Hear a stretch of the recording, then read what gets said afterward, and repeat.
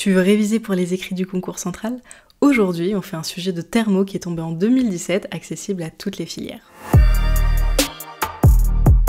Ce sujet, il porte sur l'étude d'une tuyère. Une tuyère, en fait, c'est ce petit récipient qui est situé à l'extrémité des fusées qui sert à accélérer les gaz d'éjection. Et du coup, c'est ce qu'on fait aujourd'hui. Donc là, en l'occurrence, il y a un contexte un peu plus général qui est celui de l'interférométrie atomique. On va faire uniquement la partie 1 sur la tuyère, qui est beaucoup de thermo. Et donc, qu'est-ce qu'on vous dit? On vous dit ici qu'on chauffe une vapeur, on produit de la vapeur atomique. Voilà, il y a un mélange gazeux, et ensuite le gaz il est accéléré à travers une tuyère d'une longueur nettement supérieure à sa section, donc comme on voit ici, pour former un jet atomique. Donc là je vous ai vraiment épargné le contexte général du sujet, c'est un sujet qui est je pense très complet, qui porte sur l'interférométrie atomique, qui était très très difficile. Voilà, donc là on va faire plutôt la partie thermo, et donc l'idée générale c'est on utilise une tuyère qui a cette forme-là pour accélérer les gaz et faire ce qu'ils appellent ici un jet atomique. Donc là on vous représente sur ce schéma ici la section de la tuyère A de Z, on vous représente les valeurs à l'entrée, P0, T0, et on vous dit qu'on se place selon un axe Z. Donc là on va essayer de répondre à certaines questions qui caractérisent cette tuyère-là. On fait évidemment plusieurs hypothèses, alors quand vous êtes en thermo, en général, il y a beaucoup d'hypothèses différentes, donc c'est important de toutes les regarder, de les mettre en valeur, de les surligner. Donc là, on vous donne la pression-température à l'entrée de la tuyère. On vous dit le libre parcours moyen. Donc le libre parcours moyen, je vous rappelle, c'est la distance qu'émettent les petits atomes avant de s'entrechoquer, en moyenne, très inférieure au diamètre de la tuyère, donc ça veut dire qu'en fait on utilise la mécanique des fluides et la thermodynamique, et pas la physique statistique ou la physique des particules. Les différentes grandeurs physiques qui caractérisent l'écoulement, comme d'habitude, c'est P de Z, T de Z, ρ de Z, H de Z, l'enthalpie et la vitesse V de Z, et on vous dit que on s'intéresse à la surface A de Z, qui décrit la section de cette tuyère. Autre hypothèse importante, l'écoulement est supposé unidimensionnel, stationnaire et parfait. Le gaz est supposé parfait monoatomique de masse molaire grand M, un coefficient adiabatique gamma, et la vitesse moyenne V0 des atomes est négligée devant la vitesse des atomes dans le jet. Donc on néglige la vitesse d'entrée à l'entrée du four. Là on vous donne quelques paramètres physiques importants. Et donc première question, on veut réaliser ce jet supersonique et on nous demande qu'est-ce qui se passe sur le débit massique de cet écoulement et comment est-ce qu'on peut l'exprimer en fonction des paramètres du problème, à savoir ρ de Z, V de Z et A de Z. Donc en fait là, on est sur un écoulement qui est stationnaire, c'est-à-dire qui ne dépend pas du temps. Et comme on a un écoulement qui ne dépend pas du temps, en fait, cette grandeur des M, elle ne dépend pas du temps non plus. Et donc on peut l'exprimer ρ de Z, V de Z fois A de Z. Donc A, c'est l'air, donc c'est la section. Vous l'avez peut-être déjà vu ça sous la forme ρ, V, S, parce qu'en général, la section, on la note S. Et donc ici, j'ai un débit massique, donc le débit massique qui est constant. Deuxième question. On vous dit écrire les relations qui relient P de Z, ρ de Z et T de Z, exprimer la variation d'enthalpie massique dH du gaz en fonction de gamma R et de la variation dt de la température. Donc ça c'est quelque chose que vous devez savoir faire, a priori vous voyez on vous demande de faire le lien entre des grandeurs thermodynamiques. Donc qu'est-ce qui permet de faire le lien entre des grandeurs thermodynamiques comme ça? C'est la loi des gaz parfaits. Donc la loi des gaz parfaits, elle nous dit quoi? Si je l'écris en fonction de Z, elle nous dit P de Z, V de Z est égal à nRT de Z, où N c'est la quantité de matière, donc petit m sur grand M. Ici on a introduit la constante des gaz parfaits réduite. La constante des gaz parfaits réduite, c'est grand R sur M, et en fait c'est très pratique quand on écrit la loi des gaz parfaits sous cette forme-là. Et donc ici on peut la réécrire, P de Z est égal à R ρ T. Ok, donc là, on a déjà la relation qui fait le lien entre P, ρ et T. Donc ça, c'est la relation des gaz parfaits. Et maintenant, il faut aller un peu plus loin.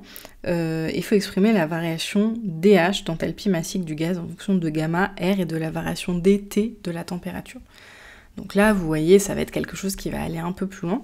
Donc je vous rappelle le premier principe en écoulement stationnaire, c'est delta, donc plutôt dm delta EC. Alors j'ai mis 2 fois delta EC, ça devrait être un delta EP ici. Donc énergie cinétique, énergie potentielle, différence d'enthalpie, et donc la puissance utile, plus la puissance thermique. Donc ça, je ne vais pas m'attarder dessus. La démonstration, elle se fait en suivant en fait un système fermé entre T et T plus dt. C'est le chapitre des bilans que vous avez vu normalement. Et donc, l'idée ici, c'est que dH et du, ils varient en fonction de T. Donc ça, c'est ce qu'on appelle la loi de Joule. Donc il y a deux lois de Joule. Il y a celle qui fait le lien entre l'énergie interne et la température, et celle qui fait le lien entre l'enthalpie et la température. Donc comment on peut les écrire? Alors, on s'est placé en massique. Donc je vous rappelle que quand on est en massique, en général, on utilise des minuscules. Donc là, vous voyez, un U minuscule, ça veut dire une énergie interne massique. Et pareil, un C minuscule, ça veut dire une énergie interne, une capacité thermique massique également. Donc j'ai utilisé cette notation-là, et là j'ai un peu résumé en fait les grandeurs de la thermo qu'on avait. Donc les lois de Joule, ça les deux, c'est les lois de Joule. Première, deuxième. Ensuite, souvent on introduit le coefficient adiabatique gamma, qui fait le ratio entre les deux capacités thermiques, et il y a une autre relation qui est importante, qui est la relation de Meyer, Cp moins Cv égale à R, qui fait le lien aussi entre les deux capacités thermiques. Donc vous voyez qu'en fait ici vous avez deux manières d'exprimer les deux capacités thermiques, Cv et Cp, et donc vous pouvez les isoler pour exprimer l'une ou l'autre. Donc vous avez Cv qui est égal à R sur gamma moins 1 et Cp qui est égal à gamma R sur gamma moins 1. Parfois vous les connaissez par cœur ces relations, en tout cas il faut savoir les retrouver parce que parfois à l'oral on peut vous demander d'où ça sort, etc. Il faut bien comprendre toutes les relations qui mènent à cette expression-là. Pour rappel également, c'est des relations qu'on peut exprimer différemment selon ce qu'on considère. Donc gamma petit r sur gamma moins 1 c'est la relation massique, gamma grand R sur gamma moins 1 c'est celle qui est molaire, et sinon ça va être n gamma R sur gamma moins 1 pour le total avec un certain nombre de moles petit n. Donc voilà, il faut savoir un peu jongler entre ces relations-là, faire le lien entre Cp, Cv, pouvoir l'exprimer individuellement. Et donc finalement, là en fait on n'a pas besoin du premier principe. On voit qu'on a dH qui est égal à R gamma sur gamma moins 1 dt. Donc c'est ce qu'on nous demandait ici. Question 3, on nous dit que les transferts thermiques entre le gaz et les parois de la tuyère sont négligeables. Donc le gaz suit une transformation adiabatique réversible, donc vous avez beaucoup en général de transformations qui sont adiabatiques et réversibles en thermo. Et donc on vous demande de déduire une relation entre P2Z, ρ2Z, ainsi qu'une autre relation entre DH, ρ2Z et dP. Donc ça doit vous faire tilt normalement quand vous voyez une transformation qui est adiabatique, réversible, pour un gaz parfait, ça veut dire que vous êtes dans les conditions d'application de la loi de Laplace, et la loi de Laplace, elle est très pratique parce qu'elle est très simple. Alors attention par contre, à chaque fois que vous l'utilisez, il faut bien préciser les hypothèses, parce que justement c'est une loi qui est simple, et donc comme toutes les lois qui sont simples, il faut bien préciser les hypothèses sur votre copie pour qu'on vous compte juste.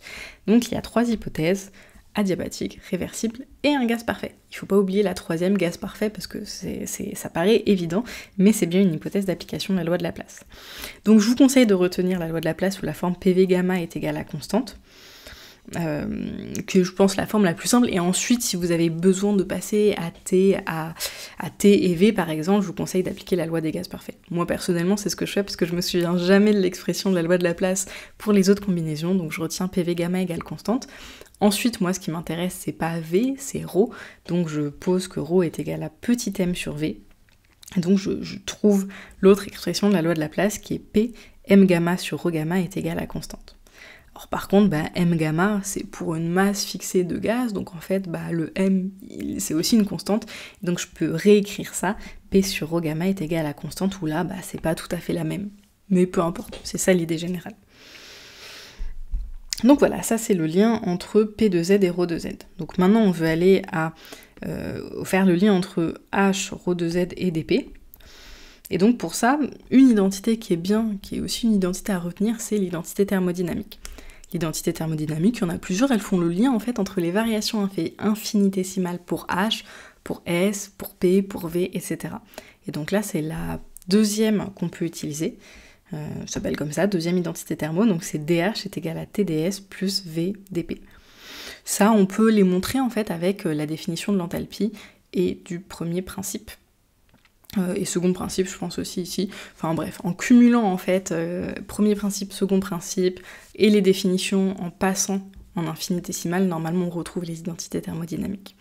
Donc ici on utilise ça, ce qui nous donne que DH c'est V sur M dP. Donc toujours, on se place en massique. Comme on a un petit h, Et donc il faut bien penser à faire du V sur M, parce que P, ça n'a pas de sens, une pression massique, c'est une grandeur qui est intensive. Donc DH, je trouve que c'est dP sur ρ.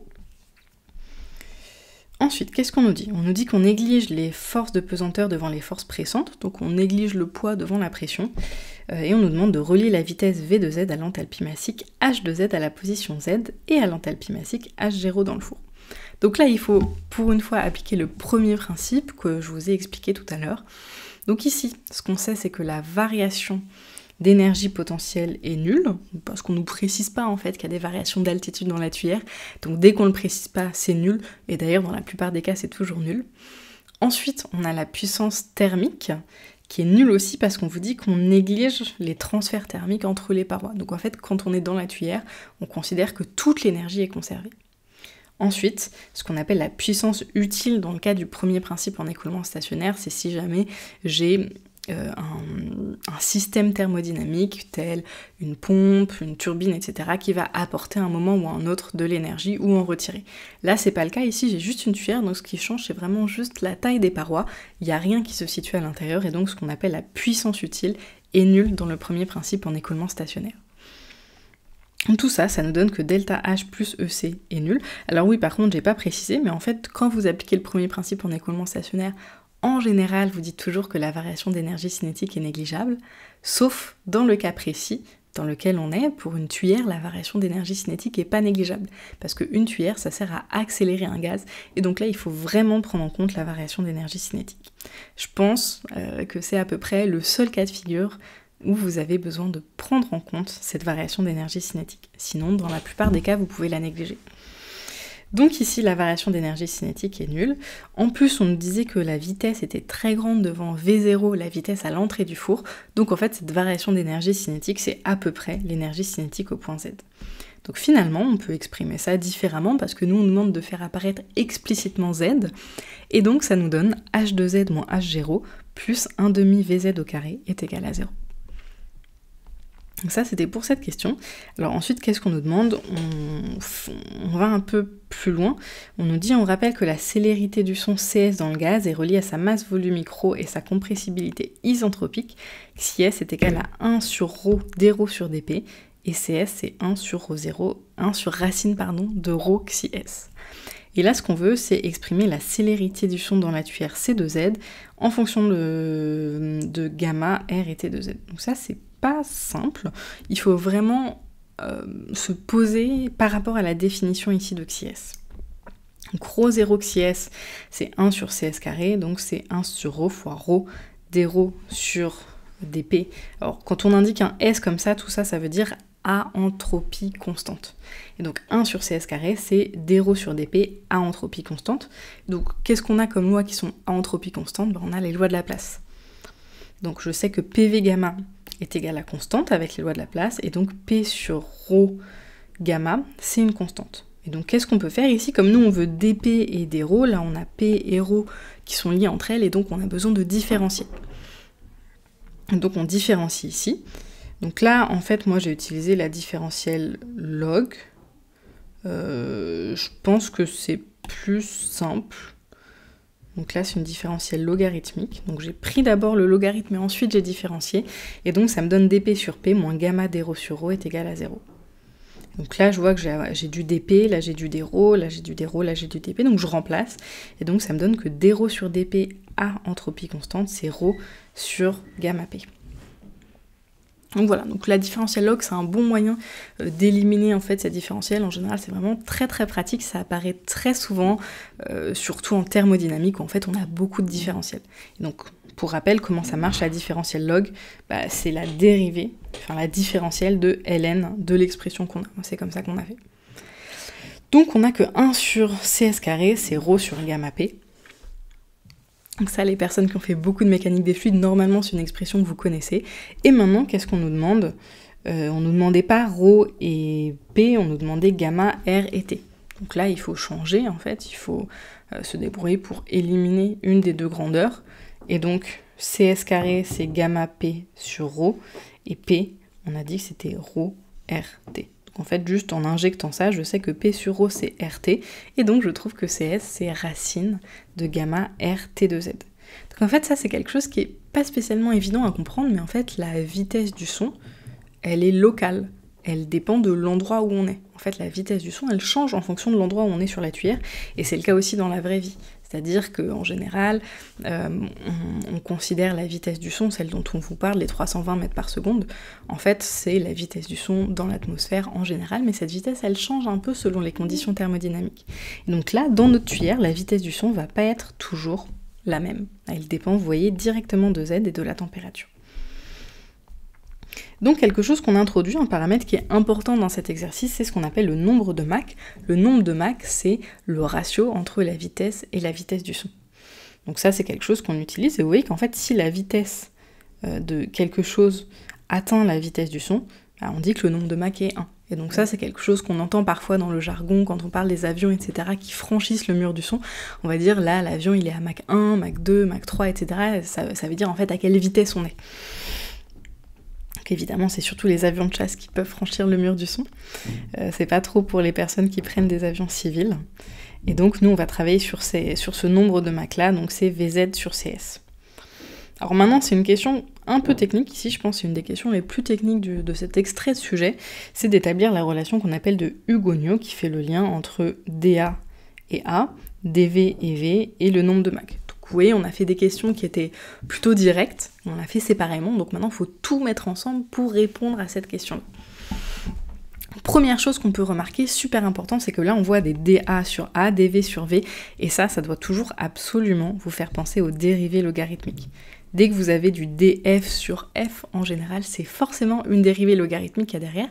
Donc on essaie de remonter un peu aux choses, aux relations qu'on a, qui peuvent lier A, V et le nombre de Mach. Donc le nombre de Mach, vous voyez que c'est une grandeur thermo en fait, le nombre de Mach c'est une grandeur thermodynamique, où il va y avoir du T, du ρ, etc., peu importe ce qui va apparaître. Et donc la première relation qu'on peut utiliser, c'est en fait la première relation qu'on a. Sur dm, on a écrit que dm c'était ρ a fois v, donc je passe tout en ln, ça me donne ln de dm est égal à ln de ρ plus ln de a plus ln de v, et on a dit qu'en fait dm était constante. Donc si je dérive, ça me donne dρ sur ρ plus dA sur a plus dv sur v est égal à 0. Donc là c'est pas mal parce que vous voyez on a déjà la bonne forme. Après, on remarque dans cette forme, le dA sur A, lui, peut rester tranquille. Le dV sur V, a priori, il va y avoir autre chose qui va arriver. Et le dρ sur ρ, il faut l'éliminer au profit de V et de CS. Donc, on a de grandes chances de penser que ce terme-là, en fait, il va être exactement égal à ce terme-là. On va voir si c'est le cas. Alors là, j'ai vraiment pas rédigé spécialement comment on devrait rédiger en concours. En concours, n'hésitez pas à vraiment, vous voyez, à chaque fois que je mets 1, mettez d'après la question 1, par exemple. C'est super important pour le correcteur ou la correctrice pour voir comment vous avez trouvé votre relation, etc. Surtout vraiment dans ce genre de questions très complexes, il faut vraiment citer ses sources à chaque fois, et donc les questions précédentes. Donc on veut éliminer dρ sur ρ. Donc dρ sur ρ, on sait avec la loi de Laplace que c'est dp sur gamma p. Et donc là, on peut faire intervenir le xi s, qui est 1 sur ρ dρ sur dp. Et donc, qu'est-ce que j'obtiens? J'obtiens que dρ sur ρ, c'est xi s dp. Voilà, bon, on essaye comme ça. Cs carré, c'est 1 sur ρ xi s. Je sais pas si ça marche beaucoup pour le moment. Donc là, on y est presque, vous voyez, le xi s, il faut qu'on le passe en cs carré. Donc là, autre chose qu'on peut faire, qu'on a dans nos cordes, c'est la question sur le premier principe, qu'on n'a pas encore utilisé. Donc c'était quoi? C'était h2z moins h0 plus 1 demi de vz carré est égal à 0. Donc qu'est-ce que je vois ici? Moi, je peux faire le lien entre le dh et le v. Donc ça me fait dh est égal à moins v dv, toujours en volumique. Voilà. Et donc, qu'est-ce que je peux faire ici? J'ai mon dρ sur ρ qui est égal à dp sur ρ cs. Et là, je sais que dh, je peux aussi l'écrire dp sur ρ. Et du coup, c'est moins, tout ça, c'est moins v dv. Donc là, on voit qu'on va arriver un peu à nos fins dans tout ça. Et du coup, ça va me donner tout ça que dρ sur ρ, c'est moins v dv sur c carré. Donc vous voyez, là, c'est pas trop évident. Faut vraiment arriver à cette relation intermédiaire. Donc premièrement, on part de la définition du XIS ici. On fait le lien entre P et ρ, et également on utilise le premier principe pour faire le lien entre H et V.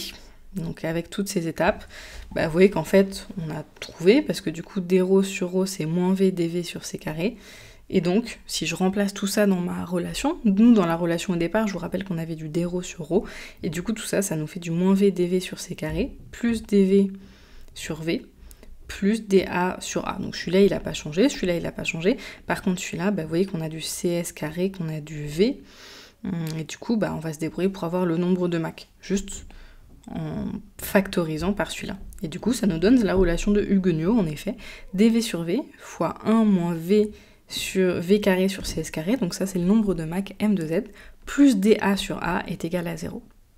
Voilà pour la question 6. Maintenant, question 7, on nous dit que l'écoulement il est subsonique ou supersonique selon le signe, la comparaison entre V et CS. Donc en fait, subsonique, supersonique, c'est en lien avec la vitesse du son.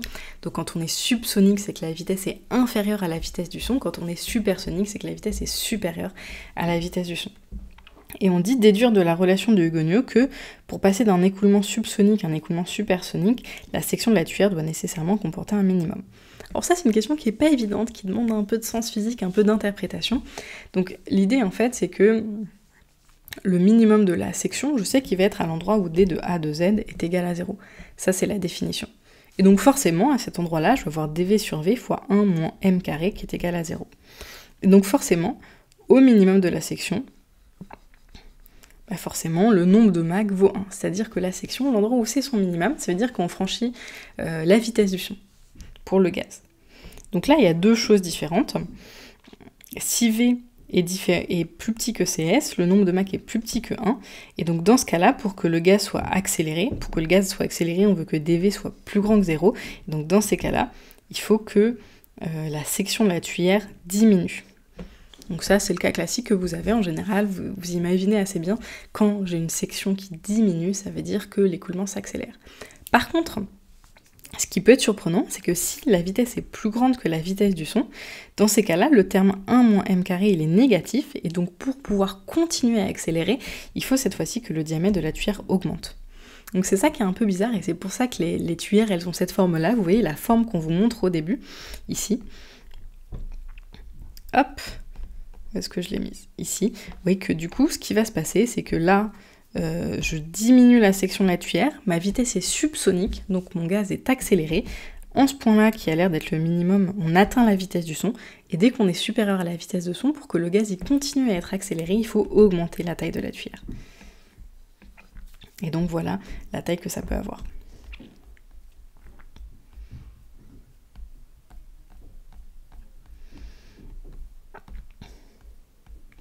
Et donc là, pour répondre à la question, A admet un minimum, A, pas DA, pardon, admet un minimum à chaque fois que M, quand M est égal à 0.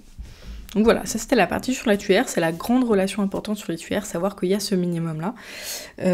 Pour préciser, les tuyères, c'est vraiment les petits, oui, les petits trucs comme ça qu'on trouve à la fin des fusées. Si on dessine une fusée rapidement, ça va être un truc comme ça, donc très moche. Et vous voyez qu'on a tous déjà vu un peu ces petits trucs-là. En fait, c'est ça les tuyères. C'est vraiment ce qui permet d'éjecter les gaz qu'on trouve en bas d'une fusée. Et donc là, vous voyez que ça a vraiment cette partie... la section grandit à cet endroit-là, donc ça veut dire que le gaz, il est supersonique ici. Donc il y a certainement l'autre partie de la tuyère qui est à l'intérieur, qu'on voit pas spécialement. Et du coup, c'est vraiment ça qu'on voit dans une fusée. En bas, c'est vraiment les tuyères de la fusée. Maintenant, on veut savoir ce qui se passe après l'expansion, et donc on nous demande d'exprimer la température Tz en fonction de T0 gamma du nombre de Mach. Donc là, ce qu'on veut ici, donc CS carré c'est gamma RT, M carré c'est V carré sur gamma RT. Et donc nous, ce qu'on veut, c'est éliminer la vitesse a priori. Vous voyez qu'on veut garder T... R, gamma, il n'y a pas de problème, on veut éliminer la vitesse. Et du coup, pour éliminer la vitesse, ce qu'on peut faire, c'est passer à l'enthalpie, au premier principe. Donc 1 demi de V carré est égal à H0 moins H de Z. Et donc j'exprime les deux séparément. H2Z c'est gamma R sur gamma moins 1 T, H0 c'est gamma R sur gamma moins 1 T0, et donc je peux repasser à V carré comme ça, parce que j'ai H0 et H2Z, et donc V carré, en mettant les deux ensemble, c'est 2 gamma R sur gamma moins 1 T0 moins T2Z, ici. Et donc, bah là, je peux passer au nombre de Mach, parce que j'ai pratiquement tout ce qu'il faut. Et donc, le nombre de Mach au carré, c'est V carré sur gamma R T2Z, et c'est aussi égal à 2 fois T0 moins T2Z sur gamma moins 1 T2Z. Donc, toujours la même chose. Là, on a utilisé premièrement la définition, deuxièmement, le premier principe pour pouvoir éliminer V. Et donc là, il suffit juste de tout remettre dans le bon sens, parce que nous, on demandait T2Z en fonction de M2Z et pas l'inverse. Et donc, T2Z, j'obtiens que c'est T0 sur 1 plus gamma moins 1 sur 2, M carré. Donc qu'est-ce que je vois? Je sais que gamma, le coefficient diabatique, il est forcément supérieur à 1, ça veut dire que CP, en fait, c'est forcément plus grand que CV, si on remonte à la définition. Et donc ici, on voit que T2Z est plus petit que T0. Donc finalement, dans cette tuyère, ce qui se passe, c'est que quand Z augmente, le nombre de Mach augmente, et quand le nombre de Mach augmente, T diminue.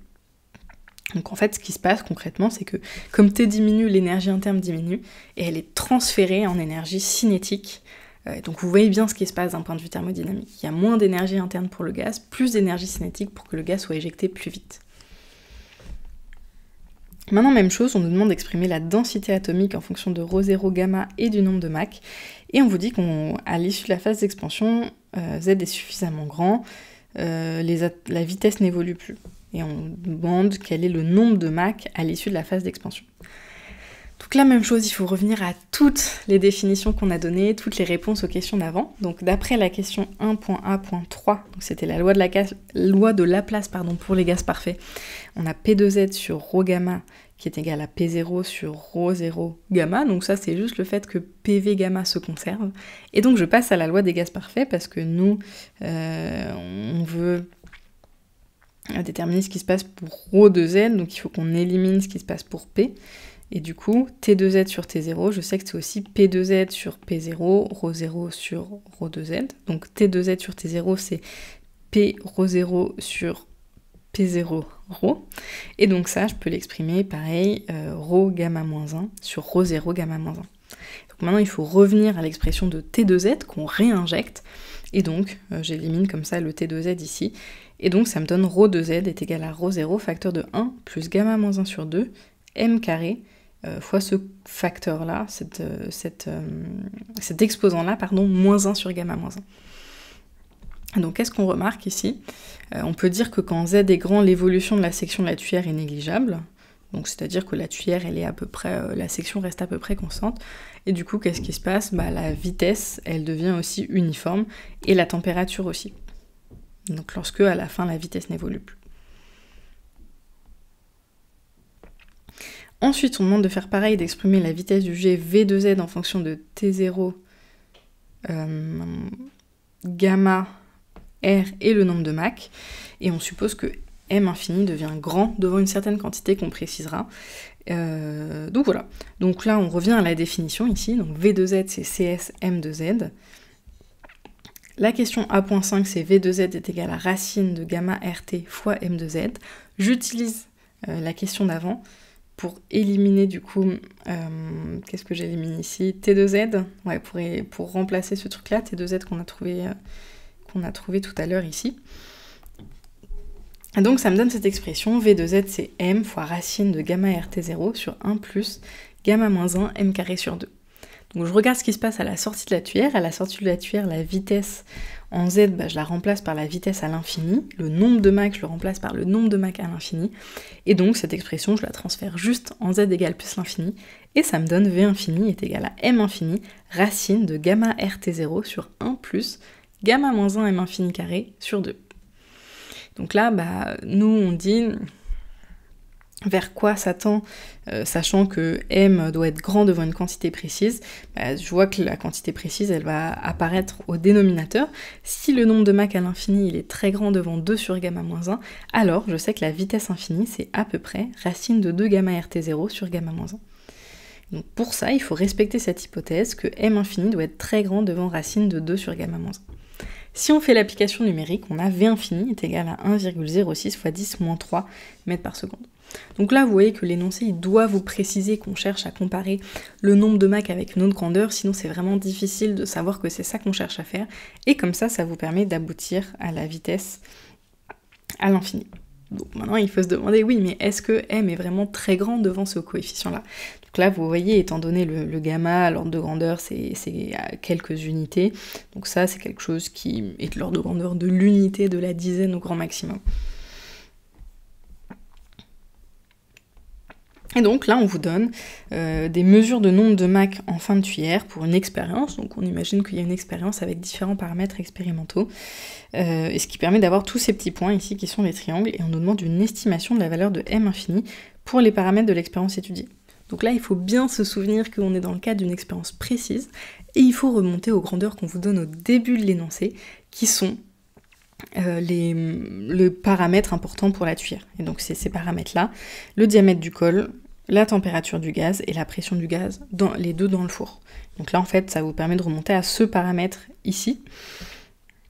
Et donc si je fais le calcul, j'obtiens qu'on est à peu près sur du 2,26 10 moins 4. Il faut bien mettre l'unité ici, si jamais vous avez la flemme de voir quelle unité c'est, vous mettez USI, comme ça, pour dire c'est une unité du système international, je sais juste pas spécialement laquelle.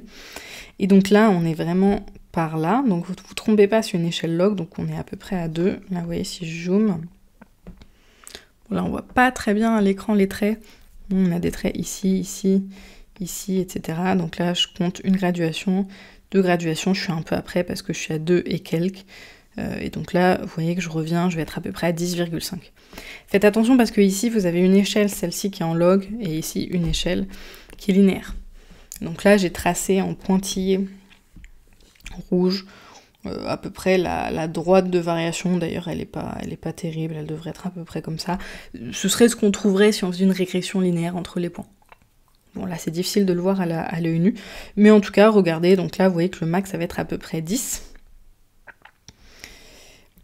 Et donc le Mach, on vérifie très bien l'hypothèse, parce que comme j'ai dit, l'autre facteur, il est l'ordre de grandeur de l'unité. Et donc on a un Mach de 10, et donc je réinjecte dans la question 1.b.1, T infini, c'est à peu près 32,4 Kelvin, donc c'est une température très très très basse en sortie de tuyère. Donc numériquement, ce terme-là, je trouve que c'est 33 qui est très grand devant 1. Donc ça me permet de vérifier l'hypothèse qu'on a faite. Donc c'est quelque chose qu'on fait souvent en physique, vous savez, on vérifie un peu les hypothèses après coup, mais en général les sujets sont très rigoureux sur ça, ils vous permettent vraiment de vérifier, ils vous demandent explicitement la vérification des hypothèses. Voilà pour cette partie de sujet, donc elle est accessible à tout le monde, il y a juste un tout petit truc au début qui est de la mécanique des fluides pour la question 1 en fait, tout le reste c'est vraiment de la thermo-infinitésimale, donc il faut vraiment faire les lois de Joule, les lois de Laplace, premier principe, etc. bien rigoureusement, et ensuite il faut vraiment essayer de faire le lien entre toutes les relations à chaque fois qu'on vous pose une question.